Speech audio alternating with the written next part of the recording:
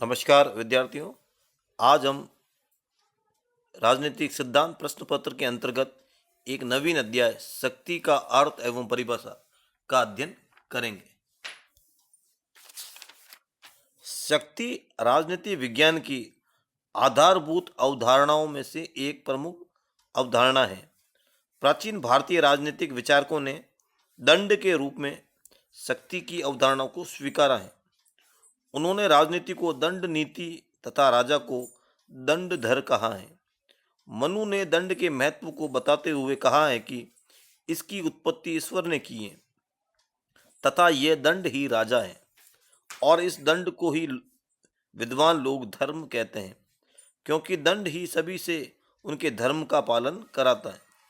कौटिल्य की कृति अर्थशास्त्र में राज्य के आंतरिक एवं बाह्य क्षेत्र में शक्ति की रक्षा, प्रयोग, विस्तार एवं पतन की समस्या पर गंभीर विचार किया गया। पाश्चात्य जगत में भी राजनीतिक जीवन के संदर्भ में शक्ति की आवश्यकता एवं महत्व को स्वीकारा गया है। प्राचीन यूनान में सुकरात के समकालीन सोफिस्ट विचारक थ्रेसीमेकस का कथन है कि शक्तिशाली का हित ही न्याय है। आधुनिक युग में मैकियावेली ऐसा प्रथम विचारक है जिसने राजनीति में शक्ति की केंद्रीय भूमिका स्वीकारी है। परंपरागत राजनीतिक विचारकों की तुलना में आधुनिक राजनीतिक विचारकों ने शक्ति की अवधारणा पर विस्तार से विचार किया है। कैटलिन का कथन है कि राजनीति शक्ति का विज्ञान है।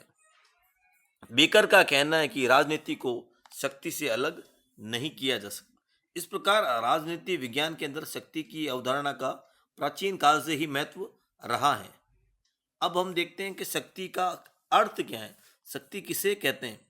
शक्ति का कोई एक निश्चित अर्थ नहीं है। अलग अलग विद्वानों ने इसे शक्ति को अलग अलग परिभाषित किया है। मैकाइवर के अनुसार शक्ति एक बहुपक्षीय तत्व है। शक्ति का कोई एक पक्ष नहीं होता, इसके बहुत सारे पक्ष होते हैं। तो संक्षेप में हम शक्ति के अलग अलग अर्थ को समझते हैं। प्रथम है बल प्रयोग के रूप में। प्राचीन भारतीय विचारकों ने शक्ति का एक अर्थ बल प्रयोग एवं दमन के रूप में स्वीकारा है। मनु के अनुसार दंड द्वारा दुष्टों का दमन किया जाता है। दंड के रूप में बल का प्रयोग धर्म की रक्षा करता है। जब राजा दंड का प्रयोग अनुचित रूप में करता है तो स्वयं राजा एवं उसके कुटुंब का नाश हो जाता है। दूसरा है मानव की सामान्य प्रवृत्ति के रूप में। कुछ विद्वानों के अनुसार शक्ति से प्रेम करना मनुष्य की मूलभूत प्रवृत्ति है। शक्ति प्राप्त करना मनुष्य को बहुत अच्छा लगता है। प्रत्येक व्यक्ति अन्यों की तुलना में शक्तिशाली होने की इच्छा रखता है। इसलिए हॉब्स कहते हैं कि प्रत्येक व्यक्ति भय से संचालित होता है और भय से मुक्ति पाने के लिए शक्ति को धारण करने की तीव्र कामना रखता है, जिसका अंत केवल मृत्यु के साथ ही होता है। इसका मतलब ये हुआ कि मनुष्य जन्म से लेकर मृत्यु तक शक्ति प्राप्त करने की इच्छा रखता है। ये मानव की सामान्य प्रवृत्ति में निहित है। तीसरी बात है शक्ति बल प्रयोग की संभावना है। कुछ विद्वानों ने शक्ति एवं बल में स्पष्ट अंतर किया है। उनका मत है कि शक्ति का अर्थ राजनीतिक शक्ति है, जबकि बल का अर्थ सैनिक बल से है। शक्ति में बल सदैव मौजूद रहता है, किंतु ये सामान्यतः बल का प्रयोग नहीं करती है। वास्तविकता यह है कि जब सामान्य जनता यह अनुभव करती है कि शक्ति में बल निहित है तो वह स्वेच्छा से उसका अनुकरण करती है। इस प्रकार सामान्यतः शक्ति द्वारा बल का प्रयोग नहीं किया जाता, किंतु शक्ति बल प्रयोग का अधिकार रखती है और इसके द्वारा बल प्रयोग की संभावना भी रहती है। रॉबर्ट बाइस्टर ने शक्ति का यह अर्थ स्वीकारा है। चतुर्थ अर्थ है शक्ति व्यवस्था का निहित तत्व है। किसी भी राजनीतिक सामाजिक व्यवस्था की रचना, संचालन एवं रक्षा के लिए शक्ति का तत्व आवश्यक होता है। वस्तुतः शक्ति के अभाव में हम किसी भी व्यवस्था की कल्पना नहीं कर सकते। इस प्रकार प्रत्येक व्यवस्था में जो मूल तत्व है वही शक्ति है। पांचवा है शक्ति एक प्रभाव प्रक्रिया के रूप में। कुछ व्यक्ति या कुछ विद्वान ऐसा मानते हैं कि शक्ति के द्वारा किसी को प्रभावित किया जाता है। जो पक्ष शक्ति को धारण करता है उससे अन्य पक्ष प्रभावित हो जाते हैं और प्रथम पक्ष के अनुकूल आचरण करते हैं। इस प्रकार जो व्यक्ति अन्य व्यक्तियों के अथवा कोई एक समुदाय अन्य समुदायों के आचरण को जितना अधिक अपने अनुकूल प्रभावित कर लेता है वह उतना ही शक्तिशाली कहलाता है। इस अर्थ में शक्ति व्यक्तियों अथवा समुदायों के पारस्परिक संबंधों को स्पष्ट करती है। लासवाल, साइमन तथा रॉबर्ट डहल आदि ने शक्ति को एक प्रभाव प्रक्रिया के रूप में स्वीकारा है। छठा अर्थ है नियंत्रण के अर्थ में शक्ति। कुछ विद्वान मानते हैं कि शक्ति के द्वारा किसी भी व्यक्ति के व्यवहार को नियंत्रित किया जाता है। उनका मत है कि शक्ति व्यक्तियों के व्यवहार को नियंत्रित करती है अथवा उनके व्यवहार को नियंत्रित करने की क्षमता का प्रदर्शन करती है।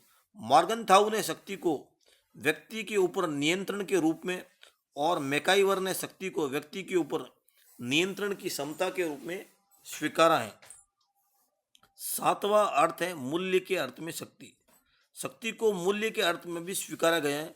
कुछ विद्वान इसे यथार्थवादी मूल्य मानते हैं, कुछ इसे आदर्शवादी। यथार्थवादियों का कहना है कि शक्तिशाली का हित ही न्याय है। मॉर्गनथाउ कहते हैं कि शक्ति को एक यथार्थ तत्व के रूप में स्वीकारा जाना चाहिए, शक्ति स्वयं साध्य होती है।